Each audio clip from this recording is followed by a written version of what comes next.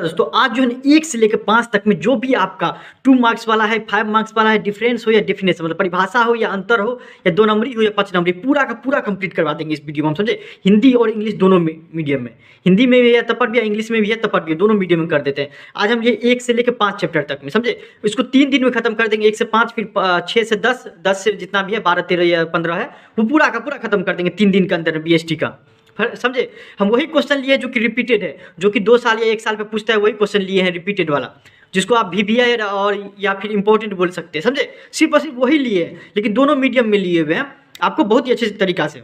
इसका आंसर आपको जो है आपको बुक में भी मिल जाएगा, आपके टीचर भी लिखाए होंगे, या मेरे चैनल पर भी मिल जाएगा, या मॉडल पेपर आप खरीदेंगे 100% आप खरीदे होंगे, वहाँ से मिल जाएगा, समझे। 100% वहाँ से मिल जाएगा हर एक का आंसर। देखिए आपको पहला क्वेश्चन जिसमें आपको व्हाट इज मैनेजमेंट, ये तो बहुत ज़्यादा पूछने जाने वाला क्वेश्चन, बहुत ज़्यादा पूछा जाता है। इसका परिभाषा याद कर लीजिए आप, समझे, ताकि आपको एग्जाम में सोचने का टाइम नहीं मिले, सोचने का टाइम नहीं दीजिए अपने आप को, सिर्फ और सिर्फ लिखते जाइए।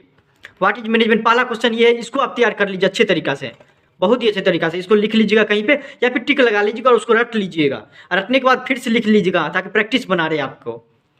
दूसरा आता है आपको state the characteristic of management, इसका मतलब क्या, प्रबंधन की विशेषता पर चर्चा करें, विशेषता पर चर्चा करेंगे कम से कम। देखिए इसमें क्या करेगा, 5 पॉइंट कम से कम याद कर लीजिएगा ना, तो 5 नंबर में भी पूछेगा तो आपको 100% लिख सकते हैं। अगर मान लीजिए 2 मार्क्स में पूछा, 2 नंबर में पूछा तो आप क्या करिएगा, 2 पॉइंट या 3 पॉइंट लिख दीजिएगा। लेकिन 5 नंबर में पूछ दिया, 5 पॉइंट याद किए रहेंगे तो आप लिख सकते हैं, समझे। फिर आता है 3 number, briefly explain the various level of management. 3 level है, टॉप, मिडिल और आपको लोअर, तो वो तीनों लेवल को डिफाइन कर दीजिए थोड़ा। अगर 5 नंबर पूछेगा, वैसे तो इसको इस 5 नंबर में नहीं पूछते रहता ये, लेकिन अगर 5 नंबर पूछेगा तो पूरा डिफाइन करेगा। और नहीं तो 2 मार्क्स में पूछेगा तो कम से come first level, second level, third मतलब लोअर लेवल जो होता है आपको, वो आप लिख दीजिएगा। टॉप लेवल, मिडिल लेवल और आपको लोअर लेवल। 3 नंबर हो गया आपको। 4 नंबर देखिए आपको, describe the features of management as a profession. इसका मतलब समझिए कि एक पेशे के रूप में प्रबंधन की विशेषता का वर्णन कीजिए। इसका मतलब समझिए कि मैनेजमेंट का फीचर्स तो लिखिए, लेकिन किस तरीका के, एज ए प्रोफेशन, पेशा के रूप में। मैनेजमेंट एक पेशा भी है, आपको पता होगा, लेकिन कैसे, उसकी विशेषता लिखिए, समझे।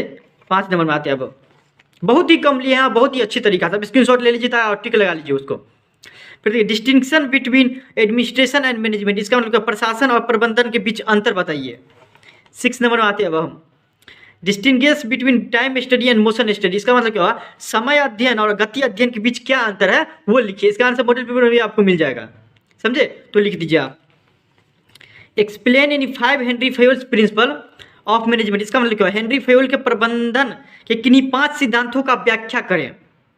5 सिद्धांत देखिए 14 है, उसमें से कम जो 5-6 याद कर लीजिए, ताकि 5 नंबर पूछे तो आप जवाब दे सकते हैं, समझे। हम तो बोलेंगे फर्स्ट 5 जो भी है ना उसको याद कर लीजिए, पहला से लेकर 5वां तक जितना होगा उसको याद कर लीजिए, रट जाइए।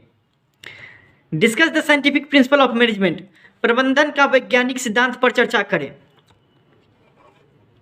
Discuss the impact of changes in government policy on business and industry, व्यापार और उद्देश्य पर सरकार की नीति में परिवर्तन के प्रभाव पर चर्चा करें। ये हो गया आपको, ये आपको बहुत ही ज़्यादा इंपॉर्टेंट, ये पूछेगा तो 5 ही मार्क्स में, ये बहुत ज़्यादा पूछता है तो 5 ही मार्क्स में ये आपको, कि गवर्नमेंट पॉलिसी जो चेंज हुआ था तो बिजनेस या इंडस्ट्री पे क्या प्रभाव पड़ा था वो बताइए। 9 नंबर। फिर आते हैं 10 नंबर, देखिए आपको क्या है, describe the following in brief. निम्नलिखित जो हम आपको बताएंगे उसको थोड़ा ब्रीफ में, मतलब क्या, इसका परिभाषा लिखिए, इसे समझिए। कौन कौन सा, लिबरलाइजेशन, ग्लोबलाइजेशन, प्राइवेटाइजेशन, बार बार बताते हैं, ये सब का परिभाषा याद कर लीजिए। फिर आते हैं 11 नंबर में, mention the various dimension of business environment. इसका मतलब क्या हो, व्यवसायिक वातावरण के विभिन्न आयामों का उल्लेख कीजिए भाई साहब, समझे। वेरियस डायमेंशन जो है उसका उल्लेख कीजिए, लीगल जो डायमेंशन है, उसके बाद आपको एक्सटर्नल डायमेंशन, जो सब भी है उसको आप डिफाइन करिए। ये 2 मार्क्स में पूछा जाता है, लेकिन आप 5 मार्क्स के लिए भी याद कर लीजिएगा अगर होगा तो। State any tool limitation of planning, बहुत ज़्यादा पूछा जाता है ये, हम तो बोलते 5 मार्क्स में इसको याद कर लीजिए। 2 मार्क्स टूल लिमिटेशन हटा दीजिए और state any limitation of planning, समझे। नियोजन की सीमाएं बताइए, ये आपको 5 नंबर में पूछता है, 2 नंबर में तो पूछते ही रहता है, 5 मार्क्स में भी पूछ देते रहता है कभी कभी।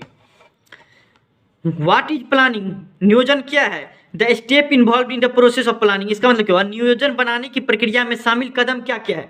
पहले तो आप नियोजन क्या है उसका परिभाषा लिख दीजिए, उसके बाद नियोजन जो आप करते हैं उसमें क्या क्या प्रक्रिया लगता है, क्या क्या स्टेप लगता है, पहले क्या सोचते हैं, उसके बाद क्या सोचते हैं, क्या करते हैं, तो वो आपको प्रोसेस बताइए। 13 नंबर में 14 state any 4 objective of planning, ये भी बहुत ज़्यादा पूछा जाता है।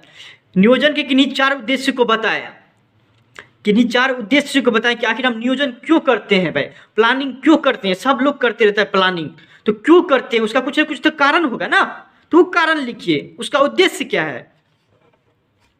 15 नंबर देखिए आपको, difference between formal organisation and informal organisation, औपचारिक संगठन और अनौपचारिक संगठन के बीच क्या अंतर है, दोनों के बीच अंतर बताइए। 5 मार्क्स में पूछा, ये तो बहुत ज़्यादा रिपीटेड है। 17, 19, 21 समझिए, 23 में पूछेगा ही, 100% इसका सिक्योरिटी है, समझे। तो ये सब क्वेश्चन है आपको। और आपको क्वेश्चन आपको हो गया 17 नंबर में आते हैं, discuss the element of delegation, मतलब क्या हुआ कि अधिकार अंतरण के तत्वों पर चर्चा करें, समझे।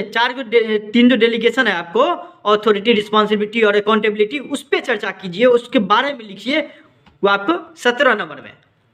18 नंबर में आपको बोला गया कि what do you mean by delegation of authority, मतलब अधिकार के अंतरण या प्रत्यायोजन से आप क्या समझते हैं, इसका परिभाषा दीजिए। इसका जो है ना परिभाषा लिख दीजिएगा तो हो जाएगा। 2 मार्क्स में ये पूछेगा आपको कि परिभाषा देने के लिए 2 मार्क्स में सिर्फ आपसे पूछता है, 5 मार्क्स से परिभाषा देने के लिए नहीं पूछता है। अगर पूछेगा तो उसके साथ कुछ ना कुछ और पूछेगा कि आप 5 मार्क्स मान लीजिए पूछ देगा क्या, गुडविल क्या है, मैनेजमेंट क्या है, या फिर मान लीजिए मैनेजमेंट क्या है, तो मैनेजमेंट क्या है वो, और उसका फीचर्स क्या है, तो तब पूछ सकते हैं 5 नंबर में। अब परिभाषा का बात है, परिभाषा सिर्फ और सिर्फ आपको 2 मार्क्स में पूछते रहता है, इतना आप ध्यान रखिएगा।